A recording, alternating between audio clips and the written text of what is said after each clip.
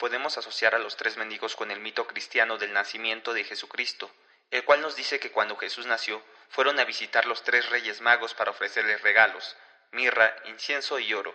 Al retirarse, llegaron tres mendigos que deseaban ver al Salvador, pero la gente no los quería dejar pasar por su apariencia, que inspiraba horror y repugnancia. Pero José, el padre de Jesús, los recibió y cuando se encontraba dentro con ellos, tomó los regalos de los tres reyes magos para ofrecérselos a ellos. Los mendigos rechazaron los regalos y decidieron mejor ellos regalarle algo al niño Jesús. El primero dejó su abrigo envejecido y remendado a los pies del recién nacido. El prisionero colocó sus cadenas, el desviado su mirada perdida. Y dijeron a Jesús: tómalos, acepta. Un día necesitarás un abrigo roto cuando estés desnudo. Un día necesitarás un bálsamo para curar tus heridas sangrientas. Necesitarás cadenas cuando te traigan deshonrado como un timador. Acuérdate de mí ese día. Quita mi duda, mi terror, mi vergüenza, porque me encuentro alejado de Dios. No puedo llevarlo solo. Es demasiado peso. Ayúdame.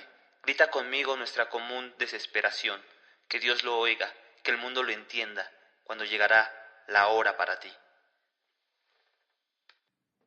Como podemos apreciar en la cita anterior, los mendigos son profetas de la muerte del Hijo de Dios, y de cierto modo también de la muerte del niño de la película.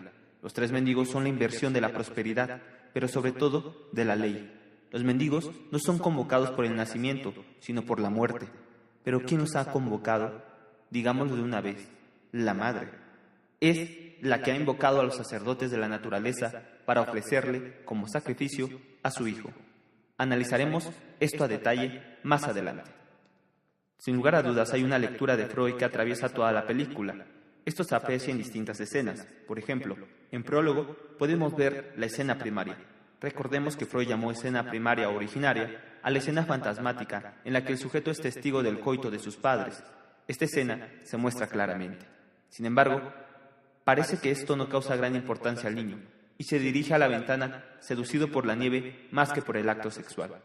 Pero quizás lo que ha contemplado es tan monstruoso que se convierte en una experiencia de lo imposible, un real neuménico, y esto hizo añicos las coordenadas de su realidad, pues se le había revelado ahí algo de lo real, algo que el lenguaje no puede atrapar, y literalmente se arrojó a ese vacío que el fenómeno imposible le había abierto.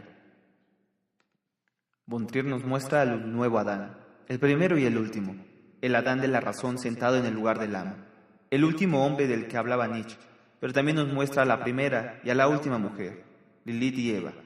Esto se ve claramente cuando van al funeral de su hijo y las caras de las demás personas están borradas, carecen de identidad, solo son fantasmas y ellos están solos con su pecado original. Hablemos del Adán de Von Trier, el protagonista masculino. Él es psicólogo, a juzgar por sus técnicas: imaginación guiada, role-playing, relajación, reestructuración cognitiva, jerarquización de miedos. Podríamos pensar que es de la tradición cognitivo-conductual. A mi parecer, hay una crítica muy fuerte de Von Trier hacia la psicología de la razón y la conducta. Y de alguna manera, el psicólogo ideal para tal escuela es el último hombre, ese que Zaratustra decía que trabaja aún, porque el trabajo es una distracción, mas hay que procurar que tal distracción no haga daño.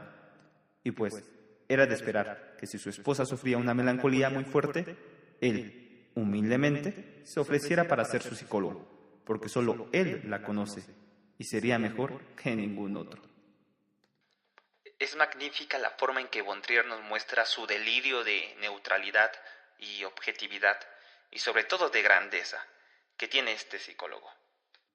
Por ejemplo, hay una escena donde entra al cuarto de su esposa, y el director nos permite entrar en la mirada del personaje. Desde sus ojos podemos ver a su esposa acostada en la habitación del hospital.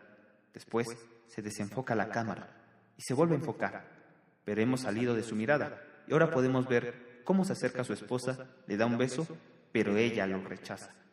Con esos pequeños segundos que el director nos ofreció para ver desde el personaje, podemos constatar que la ve como un paciente, como un objeto que hay que estudiar, para arreglarlo. Pero en realidad es pura ceguera histérica, porque ahí hay algo que no quiere ver: una mujer.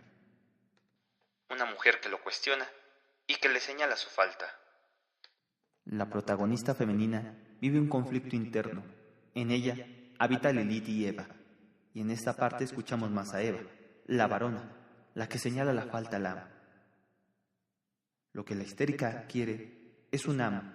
Quiere que el otro sea un amo, que sepa muchas cosas, pero que de todas formas, que no sepa las suficientes como para no creerse que ella es el premio supremo de todo su saber.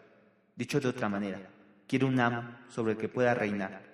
Ella reina y él no gobierna. Pero antes de hablar sobre la histeria y la mujer, retomemos el mito del origen del hombre según el Génesis. Y creó Dios al hombre a su imagen, y a imagen de Dios lo creó. Varón y hembra los creó. Según el mito, ese primer hombre se llama Adán, y esa primera mujer se llamó Lilith. Sin embargo, en la Biblia Reina Valera de 1960, que es la que se encuentra más disponible al público, esa parte fue eliminada. La mujer ha sido borrada de la Biblia, pero ¿cuál es el mito de Lilith? Lilith, como se sabe, fue la primera mujer de Adán, creada en principio de tierra, que abandona a su esposo porque éste no acepta invertir la posición natural del acto sexual. Lilith insiste en ser ella quien monte, subvirtiendo así un orden jerárquico. Cuando Lilith abandona a Adán, Dios le puso la tarea de nombrar todas las cosas, y cuando hubo terminado, dijo: no es bueno que el hombre esté solo, le haré ayuda idónea para él. Entonces Dios hizo caer sueño profundo sobre Adán, y mientras éste dormía, tomó una de sus costillas y cerró la carne en su lugar. Y de la costilla que Dios tomó del hombre, hizo una mujer, y la trajo al hombre. Dijo entonces a Adán: esto es ahora hueso de mis huesos y carne de mi carne. Esta será llamada varona, porque del varón fue tomada. Más tarde, esta varona, cuando haya pecado y tenga el estatuto de madre, será llamada Eva. Aquí hay que diferenciar entre la mujer con mayúscula y la segunda, la mujer con minúscula. La mujer es Lilith, pues es la primera, y la otra es Eva, la varona, porque fue creada desde el hombre y para el hombre. No es de extrañar que en una cultura que se sostenga en este mito, la mujer se crea que existe solo a través de los otros, con su subjetividad llena de en ellos. La mujer es plena al necesitar a los otros y en su carencia tenerlos. Entonces la mujer es nombrada desde el hombre. No ha sido enunciada desde ningún otro lugar, sino desde la ley del amo. Su decir ahí es cuestionable. Un fotograma casi imperceptible por la velocidad en la que se proyecta es en el minuto 26:39 a 26:33. Durante esos milisegundos se proyecta el cuerpo de él, pero pegado en la espalda lleva el de ella. Después aparece un rostro gritando, en donde la mitad derecha es la de él y la mitad izquierda es la de ella, lo cual nos remite al andrógino de Platón. Lo que acá es interesante es cómo Baudelaire está planteando la cuestión de la diferencia de los sexos, pero sobre todo la nostalgia de la continuidad del ser. Es decir, que los personajes de la película sienten ese abismo que es el otro. Lo que ellos buscan es regresar al origen, donde no eran dos sexos, sino uno, y así romper con la discontinuidad de seres infinitos. Pero para lograr la continuidad habría que llegar a la muerte.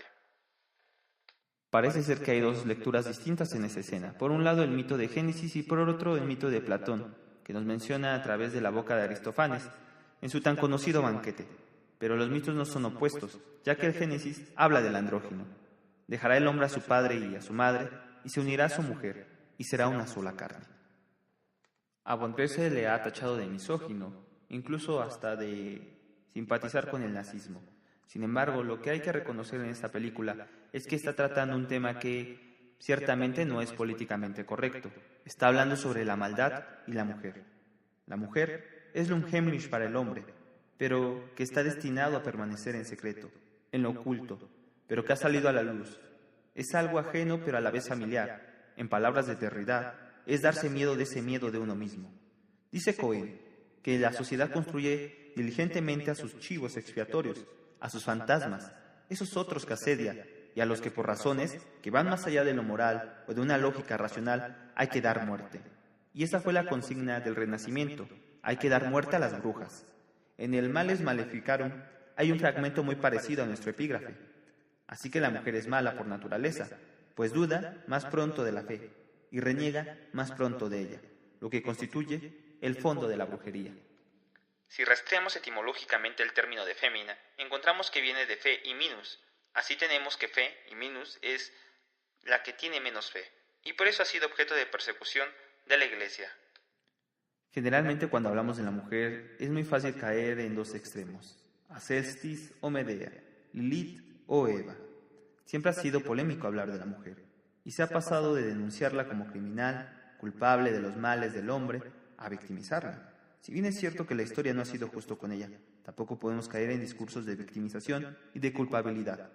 Eso lo único que hará es llevarnos a una famosa dialéctica hegeliana, la de esclavo y amo. Karen Horney ya había anunciado que el hombre tiene miedo a la mujer, y que ciertamente eso le genera ansiedad. De Brooks menciona que cuando mayor ansiedad ocasiona un fenómeno, menos capaz parece el hombre de observarlo debidamente, de pensarlo objetivamente y crear métodos adecuados para entenderlo, controlarlo y pronosticarlo. Tal vez por eso la mujer es el continente negro.